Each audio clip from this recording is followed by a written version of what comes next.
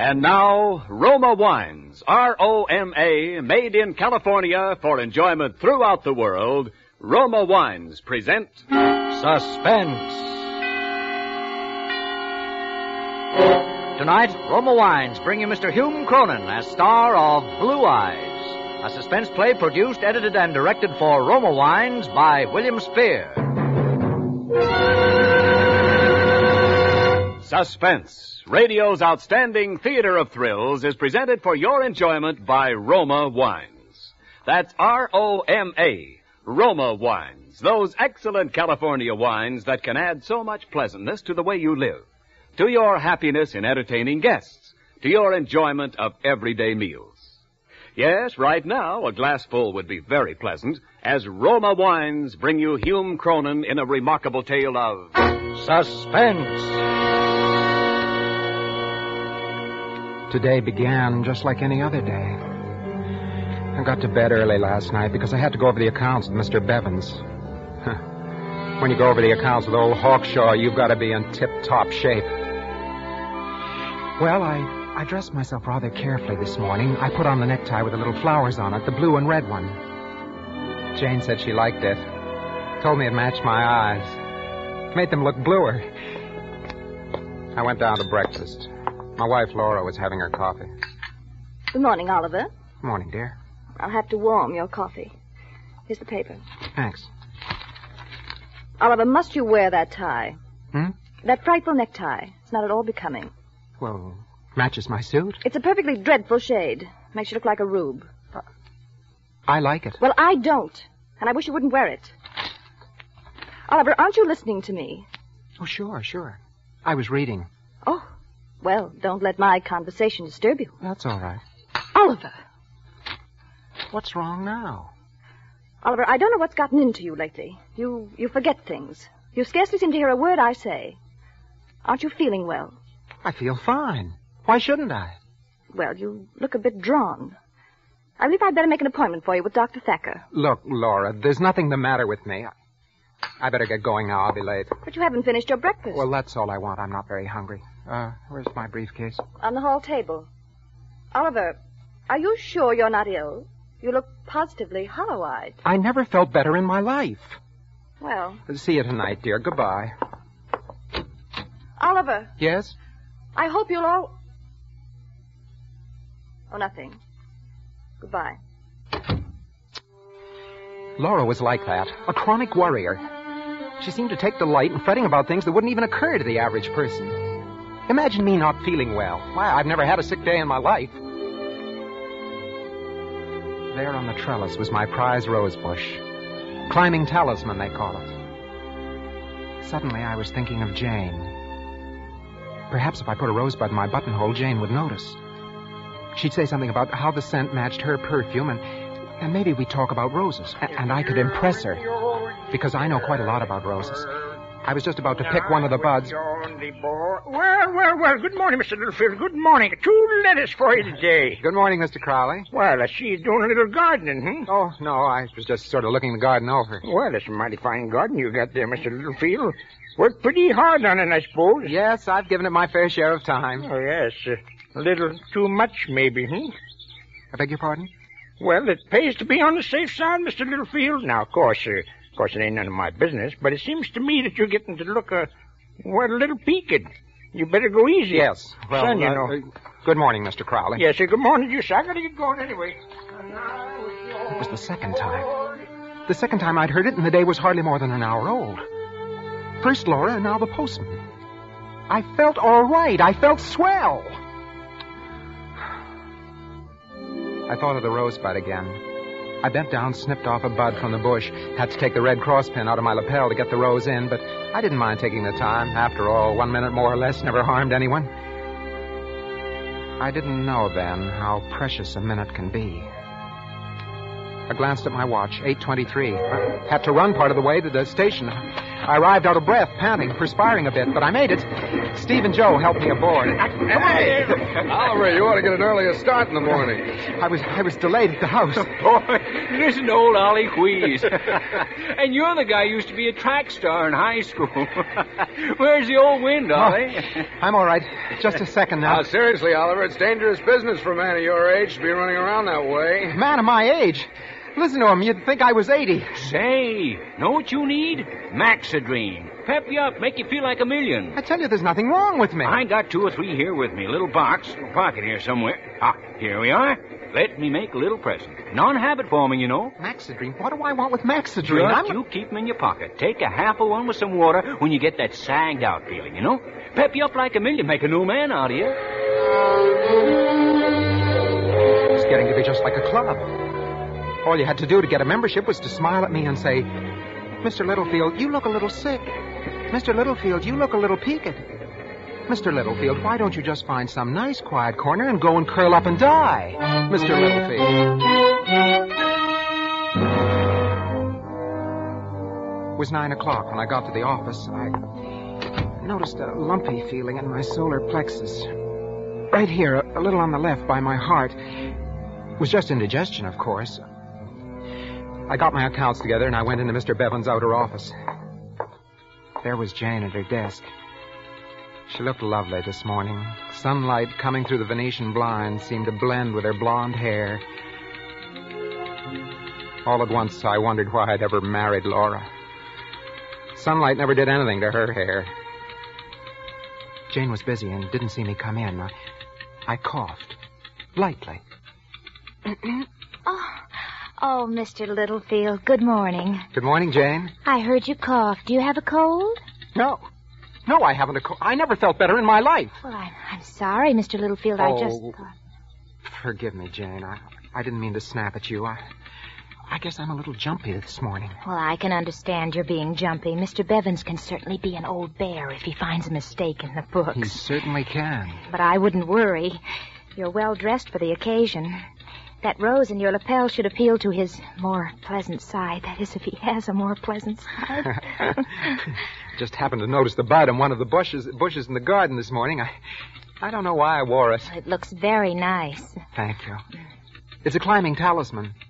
Do you know anything about roses? No, I'm afraid not. They're my favorite flower, though. I grow them as a hobby. I had some exhibited once. Oh, you must be quite a gardener. Oh, no, I'm not really. You see, there isn't a lot to growing a good rose. You just have to watch your soil carefully. Irrigate, of course. And roses take a lot of spraying, too. Oh, I see. And let me tell you, if you intend to exhibit your flowers, there mustn't be any evidence of insect damage. You see, a rose is judged first by its form and color, then substance, then... Excuse me. Oh, of course. Yes, sir. Have you seen Littlefield? Why, yes, sir. Why in the name of heaven has he come in here? Why doesn't he know he has a 9 o'clock appointment with me? Well, Mr. Bevins, Mr. Littlefield has been waiting for you in the outer office. You didn't call, sir. Is it necessary for me to call my employees after I've made a specific appointment? Well, I'm sorry, Mr. Bevins. I'm sure that Mr. Littlefield Littlefield's a fool. Have him come in here right away. Yes, sir. Mr. Littlefield, It's all right, Jane. I'll go right in. I walked toward the door. I could feel that lump inside of me getting bigger, almost choking. What right did Bevins have to say such things about me? And in front of Jane? I reached for the door handle and turned it. Well, Littlefield, what are you standing there for? Come in. Sit down. Littlefield, I believe you're aware of my sentiments regarding punctuality. I expect my employees to be on time. In fact, I demand that they do. Well, you see, Mr. Bevins... Never mind. We'll discuss the matter at a later date. Right now, I want to see the vouchers. Last month's. Yes, sir. Right here. Littlefield, these are the May vouchers. Oh. So they are. I'm sorry, Mr. Bevins. Here.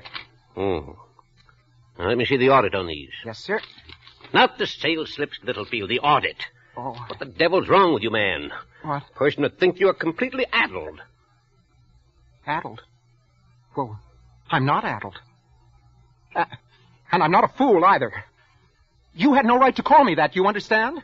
Littlefield, I think you must be ill. No, I'm not ill. Don't say I'm ill because I never felt better in my life. All that's wrong with me, Mr. Bevins, is that I'm mad.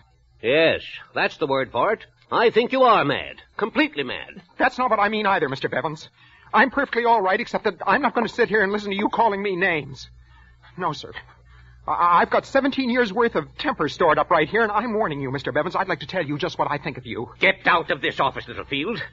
If there's one thing I will not tolerate, it's insubordination. All right, Mr. Bevins, all right. So I'm insubordinate. And it may surprise you to know that I've wanted to be insubordinate for 17 long years. See here, young... 17 years I've worked for you, and what thanks have I ever had for it? $2 raises and listening to you about... Littlefield, get out! You're fired. I know. Sure, I'm fired. But that's all you can do to me, Mr. Bevins. All you can do is fire me. Why didn't you fire me a long time ago?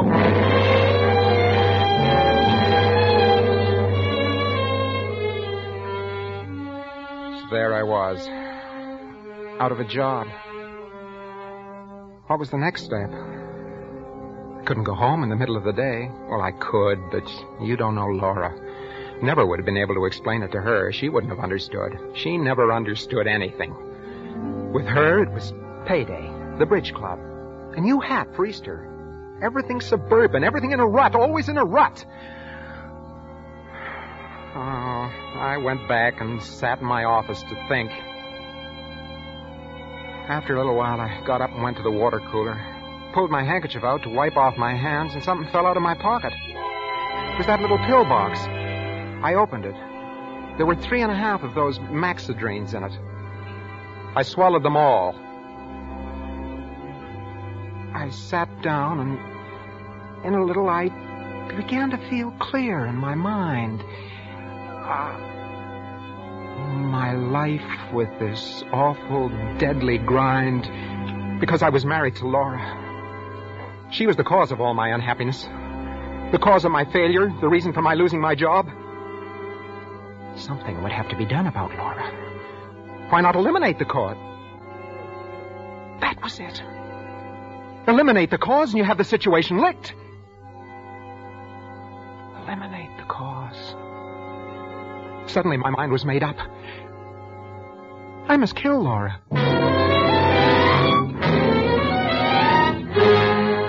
For Suspense, Roma Wines are bringing you HUME CRONYN in Blue Eyes by Charles Smith and Louis Reed. Roma Wines' presentation tonight in radio's outstanding theater of thrills, Suspense.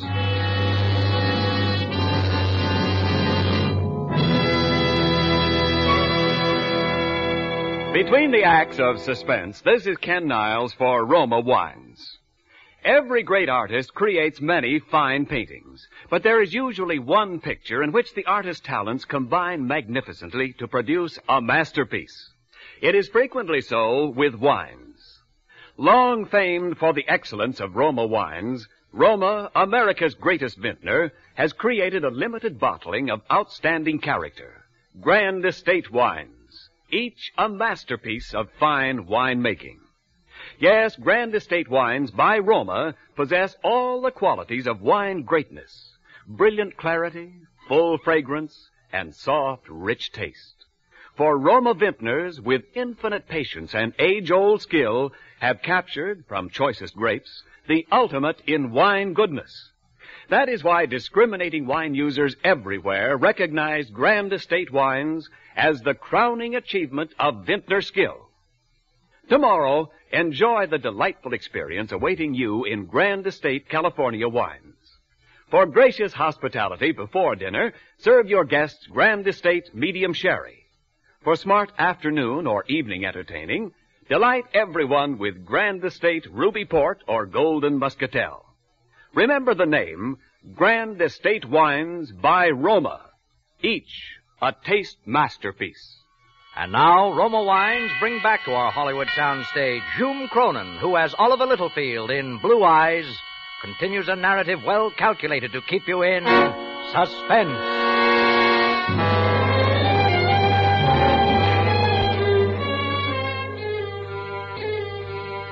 Murder's a tough proposition.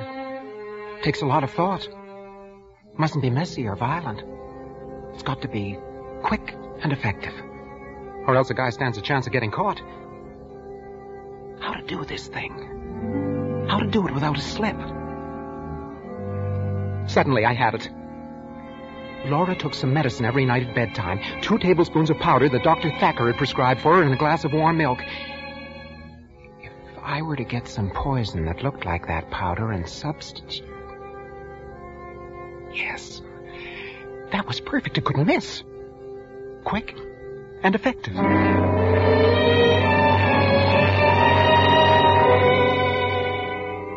3 o'clock. I walked up the steps of the public library and went in. Yes, sir. Can I help you? I'd like to see some books on, Yes? I just wanted to look over something on roses. Oh, that's horticulture, section 5, just across the aisle. Oh, yes. Horticulture, of course. Thank you. I took a book from the shelf, thumbed a few pages, and then finally decided to risk a quick glance in the direction of the librarian, see if she was still watching me. The desk was empty. She'd left it. Then I saw where she was, at the other end of the library, stacking books in a handcar. Here was my chance. I could slip across to the science alcove without her seeing.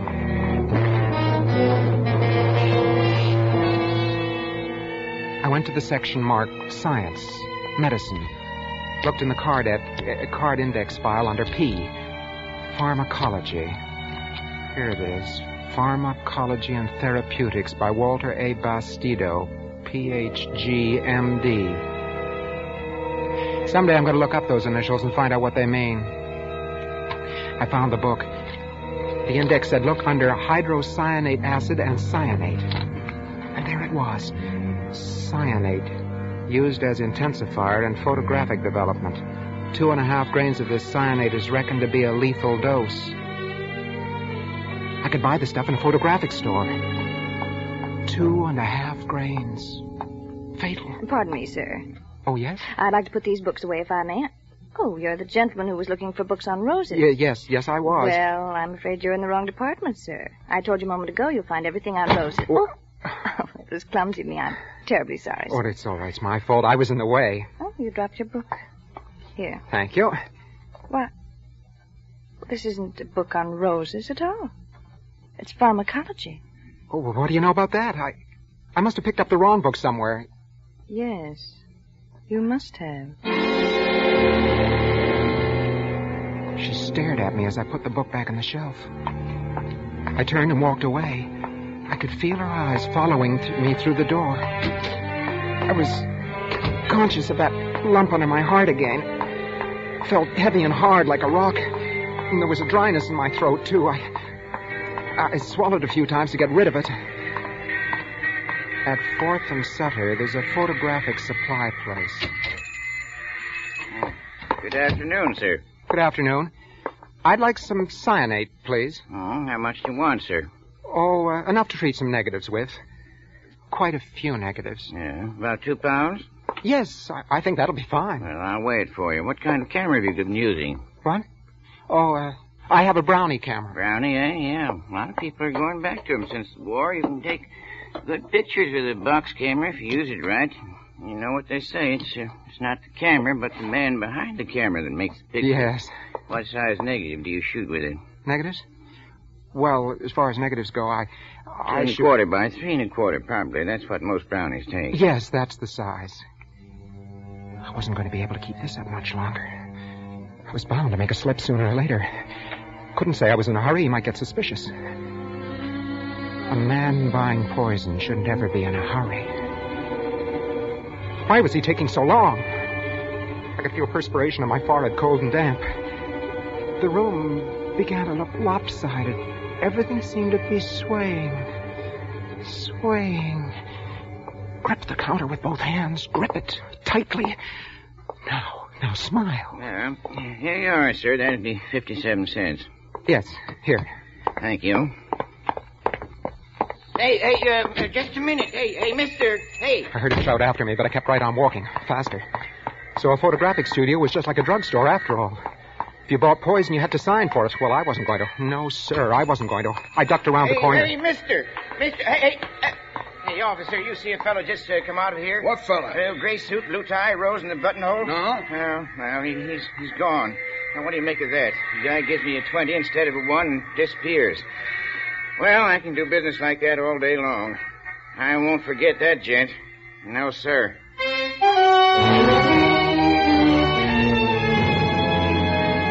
I arrived home at 6:30. Laura wasn't there. The table wasn't set. Well, she was probably late shopping. I went upstairs and found the bottle in the medicine chest. The cyanate matched the powder in the bottle perfectly. She'd never be able to tell the difference. I poured half the bottle's contents into the sink, marked with my finger the level of the medicine, and then refilled the bottle with cyanate up to the mark and shook it so as to mix it thoroughly. I emptied the rest of the poison in the sink, and I let the water run for a minute. There. It was done. Everything accomplished. And very neatly, too. All I had to do now was wait. I glanced at the bedroom door. It was closed. All the doors on the second floor were closed. That's another thing. That's another thing I hated about Laura. So precise about her housekeeping, everything in its place. Even to closing doors when a room wasn't in use. I went back downstairs and I tried to light a cigarette. My hands were beginning to shake. Nerves again. I took a book from the table by the sofa, tried to read. Then I realized what I was reading. Funny I should have picked up that book. Memory album of Oliver and Laura Littlefield. And a dance program tied in pink ribbon. Homecoming dance, Indiana University, 1928. First anniversary. Oliver and Laura Littlefield celebrating their first anniversary, July the 12th, 1929. They invite you to an informal tea. Suddenly, I was lonesome for Laura. I missed her. Where was she? Why was she so late? I wanted to hear her voice. Even if she nagged me, it didn't really matter. I wanted to hear her say something. I thought back over the events of that day. I thought of my married life with Laura. Hadn't been as bad as I let myself believe. Hadn't been bad at all. Laura loved me. She did. She did love me, and I loved her. I must have been crazy to even think of killing her. What would I ever do without her? I leaped to my feet and I ran up the stairs to the medicine chest. I poured the cyanate down the drain, all of it. Washed out the sink with my hand to be sure that the last bit of the poison was gone. After that, I was calmer again. I guess I'd come to my senses. I thought of the blue tie I was wearing. The one Laura didn't like. I changed that before dinner. I opened the door of the bedroom and... Then I saw her. Sprawled on the bed, her face distorted in pain. I went to the bed and I shook her. Laura! Laura! She didn't move. She was cold, terribly cold.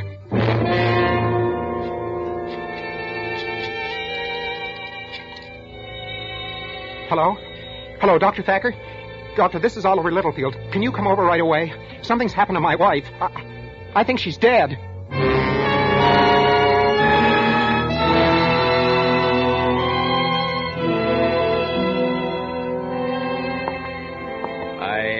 I'm afraid you were right, Mr. Littlefield. This glass she drank from, it's poison. But why? Why? I'm afraid, sir, it looks like suicide. Suicide? She wouldn't do that. She had no reason. She had a reason, Mr. Littlefield. Your wife was dying of an incurable disease. But that's not true. She would have told me. She wanted to keep it from you. Those were her wishes. I'm sorry, Mr. Littlefield. Without saying anything more, he left the room. I sat there staring at Laura. My mind was a blank. I don't know how long it was until Dr. Thacker came back. Mr. Littlefield. What is it? This, bottle. Huh? Well, that's the medicine you prescribed for my wife. I think not. Of course it is.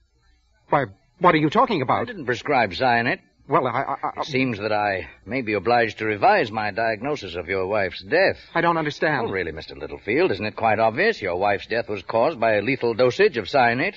Her medicine bottle was filled with cyanate. The odor is still there. Yes, but I can explain that. You see, there wasn't a bit of it left. I threw it all away. She must have bought some herself. I hardly think she'd fill her medicine bottle with poison if she intended to commit suicide. Now, wait a minute. You've got to listen to me.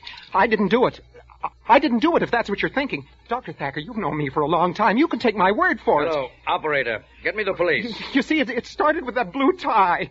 It made my eyes look bluer. Everybody told me I was sick. I started to feel sick. Yes, that's right. This is an emergency. Then the Rosebud and Mr. Bevins and the Maxidrine. I didn't know what I was doing for a while. Hello, this is Dr. Thacker. Doctor. You'd better send someone to 6931 Doctor, Claiborne right away. You know, people can drive you out of your mind if they keep saying the same thing to you over and over again. I beg pardon? You've got to listen. You've got to listen. It was the blue tie. Laura started it. She said I was hollow-eyed. No, it looks like homicide.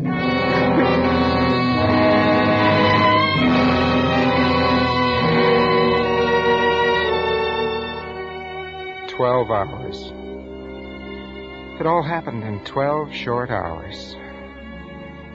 But since then, the hours have been long, endless eternity. How long will I have to wait? How long until they file out of that room and tell me what I already know? The coroner's jury found that Laura Littlefield met her death by poisoning. It's recommended that her husband, Oliver Littlefield, be held to answer. I can hear it now. There's no other verdict. The testimony of the librarian, the clerk at the photographic store, the doctor. Powerful evidence that lies. Damning evidence that'll send Oliver Littlefield to the electric chair. Mr. Littlefield, it's all over. I knew it. I knew what you would find. The coroner's jury found the testimony of the librarian, the clerk, and the rest convincing. Undeniable. And, of course, the presence of the glass of poison at your wife's bedside was confusing. Undoubtedly, she had intended to commit suicide. But, of course, we know now that she didn't. When will I be arrested? That is a matter for the police. If they decide to prosecute, of course, under the circumstances... Circumstantial evidence. I didn't murder my wife. I didn't. Of course not, Mr. Littlefield. The autopsy settled that. Not a single trace of poison in the body. She died as a result of her illness. No poison? No poison, and lucky for you, Mr. Littlefield. Because if she'd committed suicide as she planned, just how would you have been able to prove your innocence, Mr. Littlefield? Just exactly how?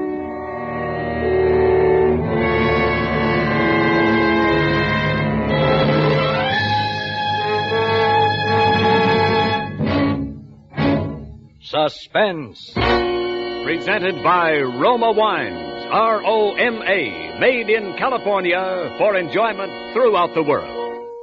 This is Ken Niles for Roma Wines. One more day to Labor Day weekend, the traditional occasion for tasty outdoor barbecues or picnics, and your last chance to select the delicious Grand Estate wines that can add so much pleasure and good taste to your holiday dining. Yes, Grand Estate wines are becoming the choice of discriminating wine users everywhere. For in Grand Estate wines by Roma, you enjoy the brilliant clarity, full fragrance, and mellow taste that distinguish truly great wines. Your first sip of Grand Estate wine will convince you that in Grand Estate there is a difference born of choicest grapes and the patient, priceless skill of Roma, America's greatest vintner. So this weekend, enjoy the magnificent taste harmony of Grand Estate California Burgundy and juicy charcoal broiled steaks or grilled hamburgers. Or bring out the full flavor of chicken with glorious Grand Estate California Sauterne. Remember the name Grand Estate Wines by Roma, crowning achievement of vintner skill. HUME CRONYN appeared through the courtesy of Metro-Goldwyn-Mayer, producers of the Technicolor musical Holiday in Mexico. Next Thursday, same time, Roma Wines will bring you Mr. Robert Young as star of Suspense, radio's outstanding theater of thrills. Produced by William Spear for the Roma Wine Company of Fresno, California. This is CBS, the Columbia Broadcasting System.